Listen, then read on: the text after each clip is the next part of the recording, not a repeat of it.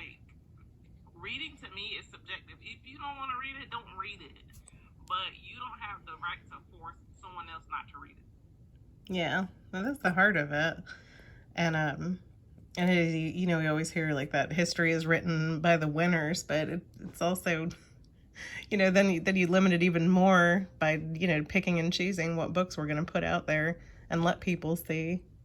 And Mm-hmm. then this goes also, I kind of feel like it ties into like the critical race theory. Like you wanna change the narrative of history, and you want to put lipstick on a pig, basically.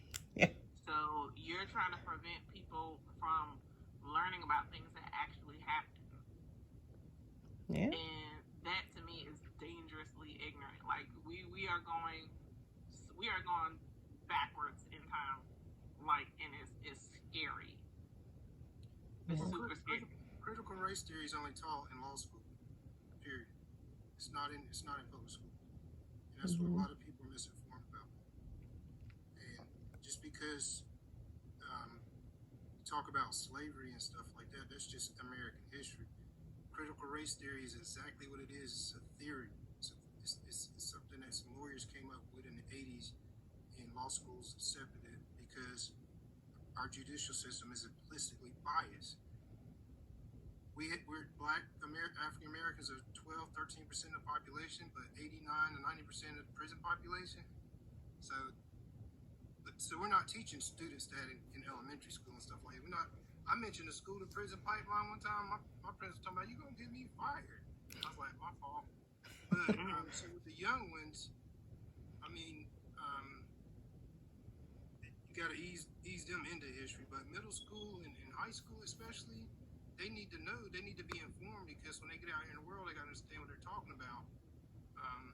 You know, because they're our future citizens, they're our future leaders of the world, and we have leaders now that know better, and they're still just doing whatever, and it's sad. But I think this book, I think all kids should read this book at a certain age. What is it, 8 to 12, right? Yeah. So that's third grade. I'm gonna be honest with you. I don't think my third graders could read this. It's And some that's of my probably because they're below grade level. Oh well, yeah. some of mine. I would say it's more upper elementary, probably more a little more fourth and fifth grade. Oh really? But Yeah, I would say, like, I mean, it says 8, but Yeah, that's what I saw on the slide. I agree with Andrea. It's more maybe 4th and up.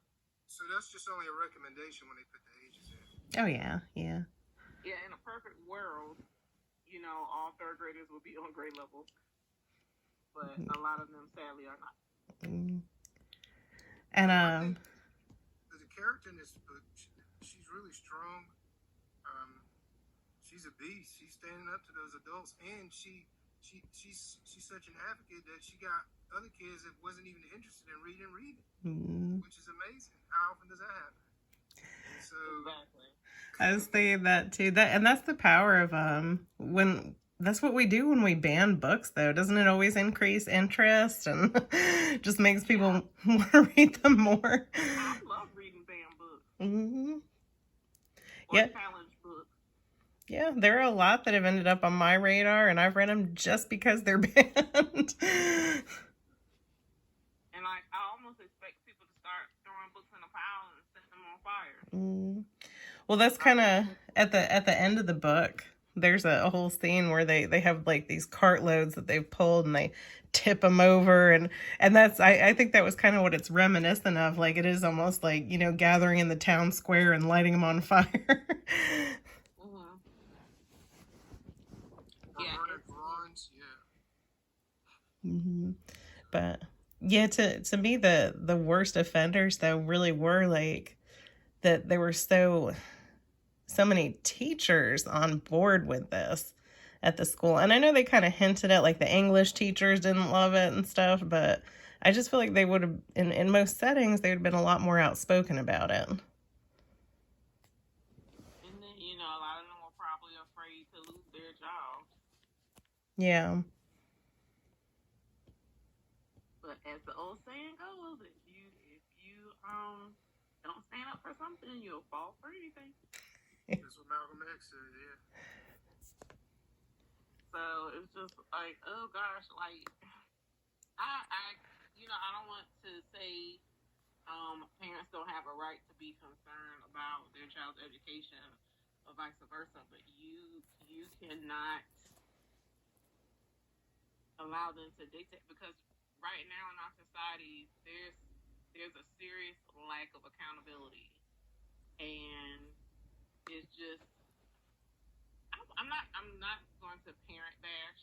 That's not where I'm coming from. But as an educator, I see this it's like a huge shift in trying to please the parents, and this goes for any group. Like, no one should have that much power and that much dictatorship. Like, it should always be a democracy. Like, everyone should be heard, but at the end of the day, no one should have complete and total control. Like, if I had kids in school, of course I'm going to monitor what they're reading, but I'm not going to dictate what someone else's child reads, because what I might find acceptable, another parent might consider to be obscene. Mm-hmm. And just like I said before, reading is subjective. Like, you can't just make a blanket decision for an entire group of people. Yeah.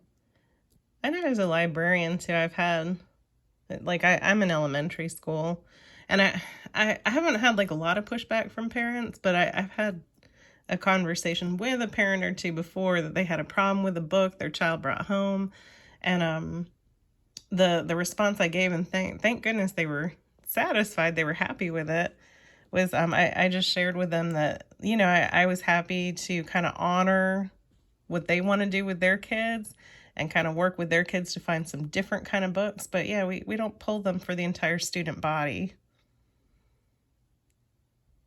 And if I were a parent, I would be offended that another parent would think that they could dictate what my child is reading. Like, why would you, Mm-hmm. I may be fine with that book.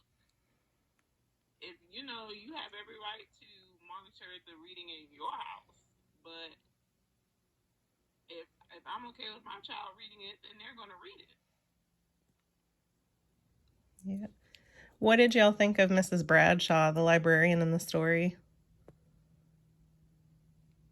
I'm going to be honest with you. I'm still like in the middle of the book, but I thought she got an unfair shake. And it kind of goes back into how educators are treated these days. Like, you just like dampen people's fire. Like, you're just snuffing them out.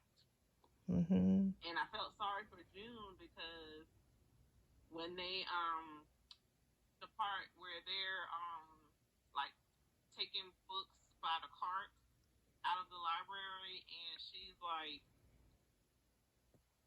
on the verge of tears, and like her world is crushed. And for a lot of kids, reading is therapy, is an escape, and it's their saving grace. Because think about it, June's parents are so controlling. Mm-hmm. And that was like her last bit of freedom being taken away. Yeah. Which is so funny, because she is such a good kid too. I feel like they emphasize, how good she is, and how she still loves her parents. It seemed like the librarian, like, she got in trouble, and it's kind of like, well, if you don't team up with us, then it's kind of like they blackmailed her. She was totally what she's there to do. She did the exact opposite, and she didn't advocate for those kids at all. That's just disappointing. I don't like stories like this, because she went to somebody's library school. You know what I mean? Mm-hmm. And that's scary in itself, right there. Like I said, the student was the strongest character in the books. He was the story. Yeah. A lot younger students are able to have the story read to them or told to them, or they read it on their own, I think they'd be more empowered.